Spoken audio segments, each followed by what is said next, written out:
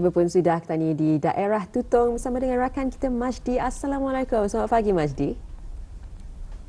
Waalaikumsalam warahmatullahi wabarakatuh. Selamat pagi juga kepada rakan setugas Hani dan juga Serina. Jadi kami harapkan Majdi dan juga kru di daerah Tutong dalam keadaan sehat. Bagaimana pula di daerah Tutong dengan keadaan cuacanya sebentar tadi cerah sahaja di daerah Belait ni. Jadi bagaimana pula di Pekan Tutong?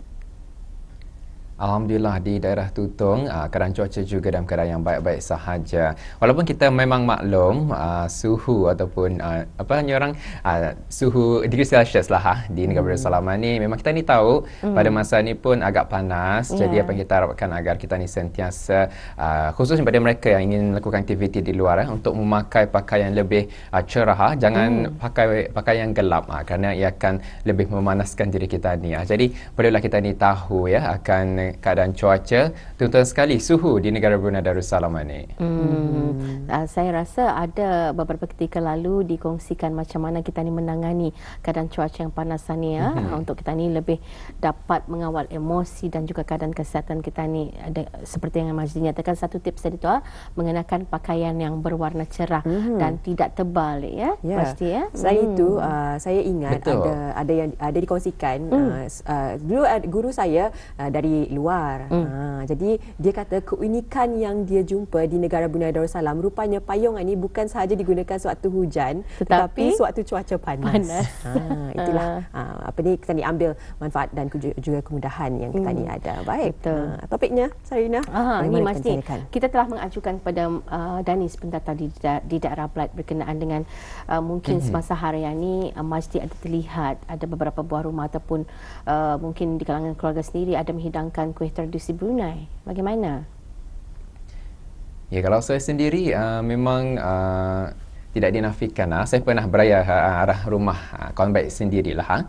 Dan pertama kali saya beraya di rumahnya, saya agak teruja apabila melihat balang-balang di atas meja. Tapi bila saya buka, semuanya makanan tradisional. Ini satu perkara yang begitu saya unik sebenarnya. Saya tanya, mengapa semua makanan tradisi Brunei ni? Kali katanya mamanya yang mau, sebab itu ia mengimbau kenangan lama lah. Jadi antara yang saya lihat dalam balangan tu macam-macam kuih kering lah khususnya, seperti bahulu, kuripit, kuih jala, cincin, banyak sebenarnya. Jadi memang saya rasa teruja sekali melihat kerana pada masa itu adalah kali pertama sebenarnya saya melihat ada orang menghidangkan begitu banyak sekali kuih kering tradisi Brunei. Jadi saya rasa macam wow, ini begitu patriotik sebenarnya.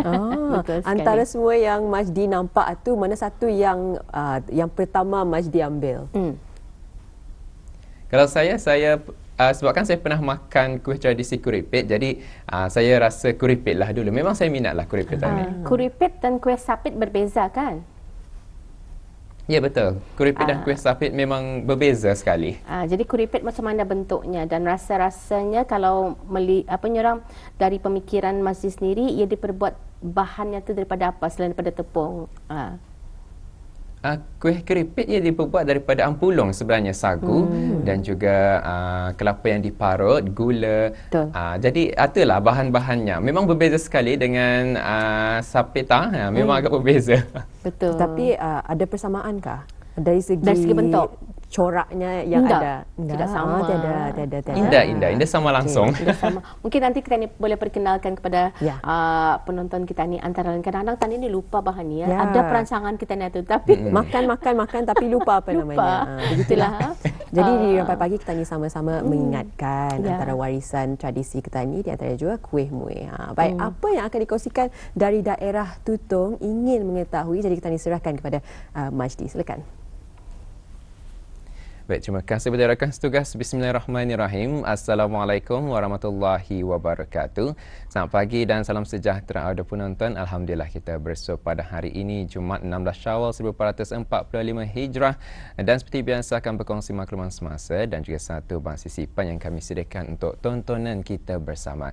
Jadi saya kira tanpa membuang masa, apa kata kita saksikan terlebih dahulu bahan visual yang kami sediakan bagi edisinya hari ini.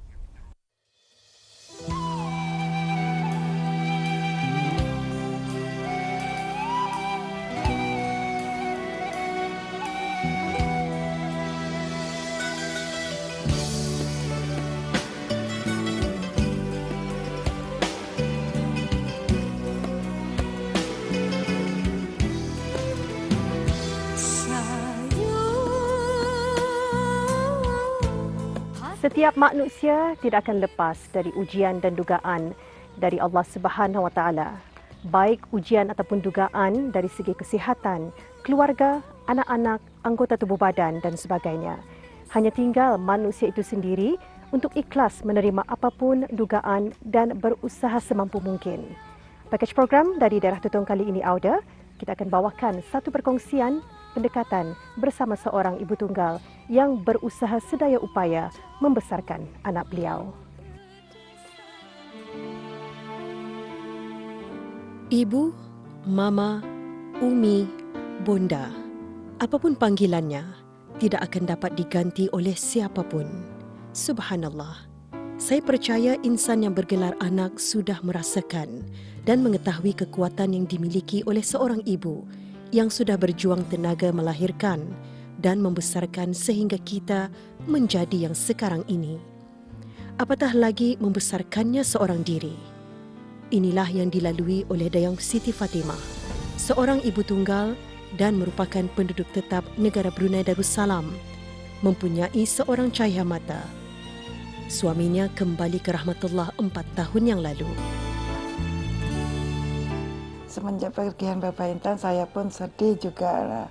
Tapi saya dalam hati perjanjiannya fokus untuk membesarkan Intan, menjaga Intan, sambil bekerja semampu saya lah. Jahit sikit-sikit kalau ada orang ngantar kan. Masa itu saya pun masih sehat. Bapak Intan sakit itu kanker 4 tahun, selama 4 tahun. Terus yang sudah 1 tahun akhir, terus sudah dia pun tidak dapat bangun, pakai pampers. Jadi bangun pun saya yang bangunkan, malam saya dudukkan. Kalau mau makan apa, saya suapi macam itu. Masa itu saya hanya menjahit sajalah pendapatan saya. Jadi saya mencari sendirilah. Selama saya sama Bapak Intan itu saya memang dari awal saya memang mencari sendiri. Saya hanya menjahit saja. Pasal alhamdulillah masa itu ada buka kedai, ada pekerja juga. Sudah Covid itu pekerjanya pulang. Sudah Bapak Intan pun sakitnya parah kan itu masa Covid. Tapi saya sambil merawat, sambil menjahit juga. Alhamdulillah customer pun masih banyak juga datang. Ibu kepada anak yang bernama Intan Cahaya binti Jalil sebenarnya menghidap kerosakan buah pinggang dan masalah jantung dan sehingga kini memerlukan rawatan di pusat dialisis. Apa yang sangat menyentuh jiwa, beliau tetap sekuat tenaga berusaha mengambil upah menjahit baju yang dibuat di kediamannya sendiri.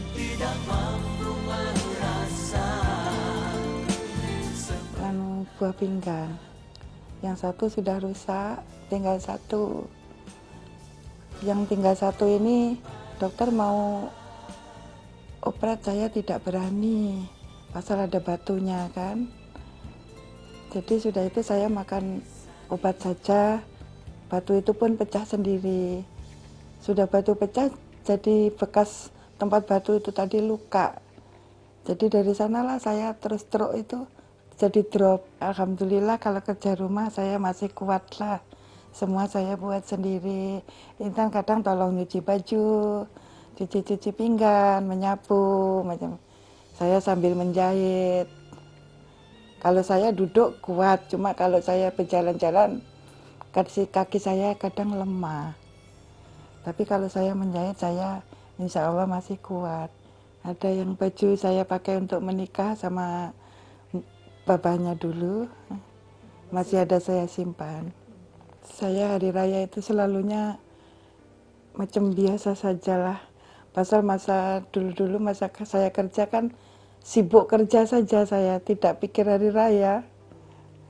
Saya sibuk kerja saja, paling-paling jalan 1 hari saja bawa jalan Intan. Mama berusaha semampu mama, jangan melihat ke atas ya nak ya. Kita ini berusaha semampu kita ini saja. Mesti belajar yang rajin supaya nanti apa yang Intan mau tercapai semua cita-cita Intan. supaya nanti hidupmu senang. Kalaupun nanti Intan sudah kerja, hidupnya senang. Jangan lupa menolong orang yang susah. Macam Intan masa ini kan susah. Banyak juga orang kasihan sama Intan kan, saya jaga. Aku harap doaku untuk emakku semoga sehat, kuat restu, dan aku doa semoga aku dapat membalas kebaikan emakku, dan aku mau memberi ucapan terima kasih telah menjagaku dari kecil sampai macam Alhamdulillah. Aku sayang mama, I love you. Apakah sebenarnya terbuku di kalbumu? Apakah berarti linang air mata di pipimu?